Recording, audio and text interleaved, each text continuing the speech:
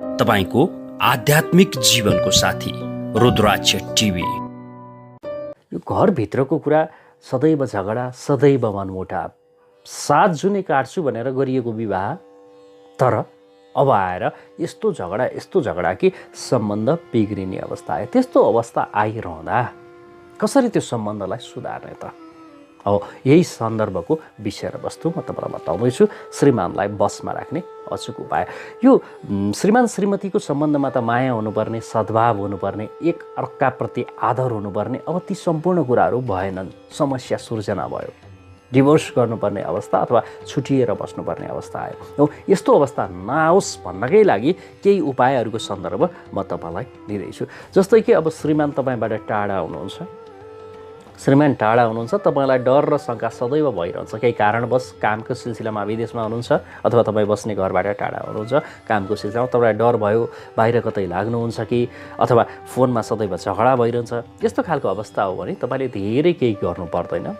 बिहान ब्रह्म मुहुर्तमा उठेर स्नान आदि सम्पूर्ण सकेर शुद्ध वस्त्र धारण गरी पाञ्चायन देवी देवताको पूजा जुन छ तपाईँ गर्नुहुन्छ, नित्य पूजा गरिसकेपछि केसर अथवा बेसारको तिलक बनाउनुहोस् गङ्गाजल राखेर, र त्यो तिलक आफूले पनि लगाउनुहोस्। यो वैवाहिक जीवन श्रीमानसँगको सम्बन्ध सुमधुर रहोस् भन्ने कामनासहित, इष्टदेवसँग कामनासहित आफूले पनि बेसार अथवा केसरको तिलक लगाउनुहोस्। र श्रीमानको जुन फोटो हुन्छ तपाईँले कतै झुन्ड्याउनु भएको, त्यो फोटोमा पनि दैनिकी रूपमा लगाइदिनुहोस्। बस यति काम गर्नुहुन्छ भने तपाईँ र श्रीमान बीचको सम्बन्ध राम्रो भएर जानेछ, जति नै भौगोलिक रूपमा टाढा भए पनि। किनभने धेरै श्रीमानहरू विदेशमा बसिरहेको अवस्था अथवा कामको सिलसिलामा तपाईँ जहाँ हुनुहुन्छ त्यहाँबाट टाढाको अवस्था भइरहँदा यो तपाईँले गर्न मिल्छ। होइन, सँगै हुनुहुन्छ तर पनि झगडा भइरहेको छ भने आफूले पनि लगाउने र श्रीमानलाई पनि लगाइदिने, टाढा भएको अवस्थामा फोटोमा लगाइदिने दैनिकी रूपमा। बुझ्नु होला है त। र राति तपाईँले पुस्दिन पनि सक्नुहुन्छ अथवा रातभरि राखेर भोलिपल्ट बिहान त्यो फ्रेमिङमा, सिसामा अथवा फोटोमा लगाउनुपर्छ, त्यो पुसेर फेरि नयाँ लगाउने। त्यही टिकामाथि टिका गर्ने चाहिँ होइन, अथवा त्यो तिलकमाथि तिलक गर्ने चाहिँ होइन। यदि चाहिँ बुझ्नु होला है। यो एउटा सानो विषय तपाईँले अपनाउनु भयो आफ्नो जीवनमा भने पनि तपाईँहरू बीचको सम्बन्ध बिग्रन पाउँदैन। अब अर्को उपाय, भनाभन भइरहन्छ, फोनमै पनि झगडा भइरहन्छ अथवा सँगै हुँदा पनि झगडा भइरहन्छ। गुनासाहरू धेरै छन् मनमा, तर तपाईँले चाहिँ भन्न सक्नु भएको छैन, श्रीमानको मात्र सुनिरहनु परेको छ।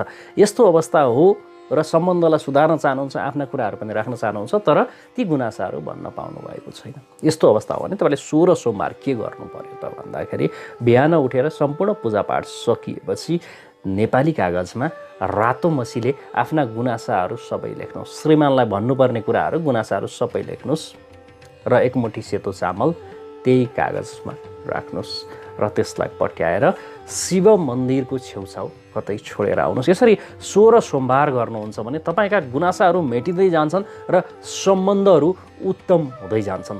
श्रीमान श्रीमती बीचको सम्बन्ध माया र प्रेमले भरिनुपर्ने हो, तर यहाँ डाहा र ईर्ष्याले भरियो, गुनासाले भरियो हो। यस्तो गुनासो नहोस्, त्यस कारणले मैले तपाईँलाई बताउँदैछु।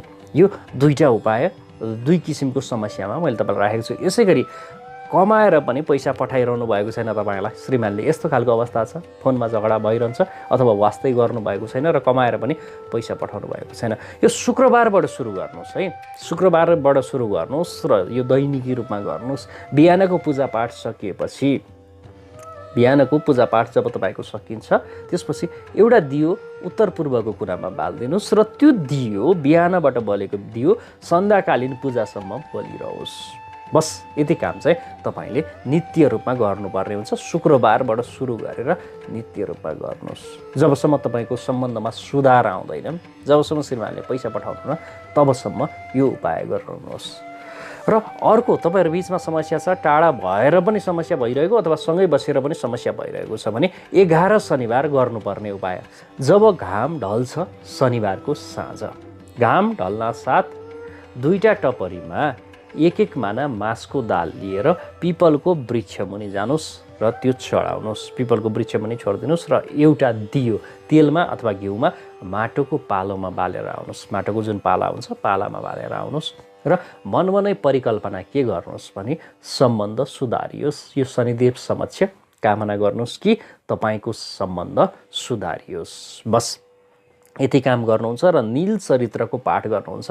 हरेक शनिबार नील चरित्रको पाठ गर्नुहुन्छ र विशेष गरी गाईलाई केही खुवाउनुहुन्छ शनिबारको दिनमा, कालो कुकुरलाई केही खुवाउनुहुन्छ भने अवश्य पनि तपाईँको समस्या समाधान भएर जानेछ। यो श्रीमान श्रीमती बिचमा आउने समस्याहरूको सन्दर्भको विषय र वस्तु र यसलाई सुधार्न सकिने उपायको सन्दर्भको विषय र वस्तु मैले तपाईँमाझ राखेको छु। र यो बाहेक घरमै हुनुहुन्छ तर पनि तपाईँहरू बेडरुमभित्र छिरेपछि झगडा पर्छ, यसका पनि विविध कारणहरू हुन्छन्। यो बेडरुमको वास्तु तपाईँको शयन कक्षको वास्तु नमिल्दाको अवस्थामा पनि यसले विशेष समस्या ल्याउँछ।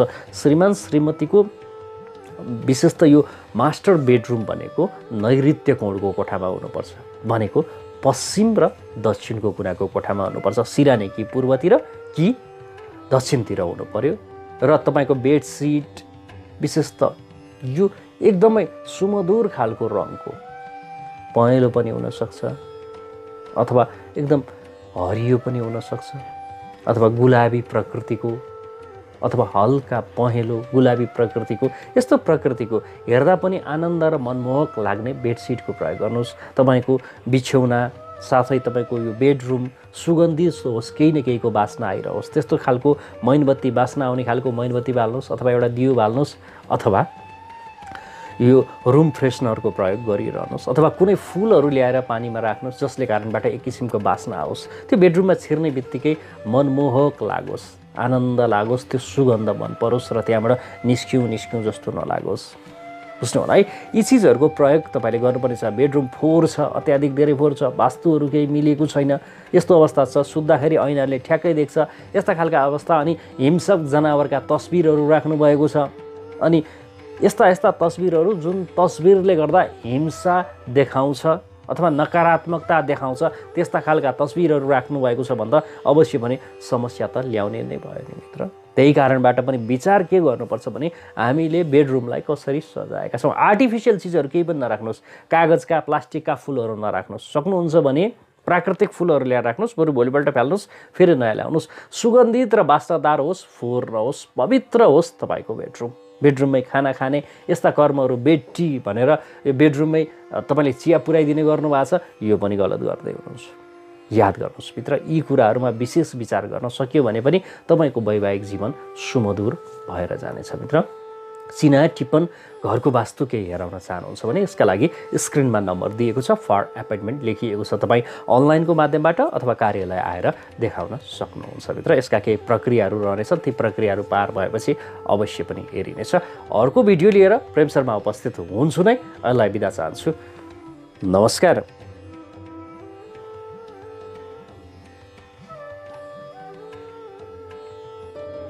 तपाईंको आध्यात्मिक जीवनको साथी रुद्राक्ष टिभी।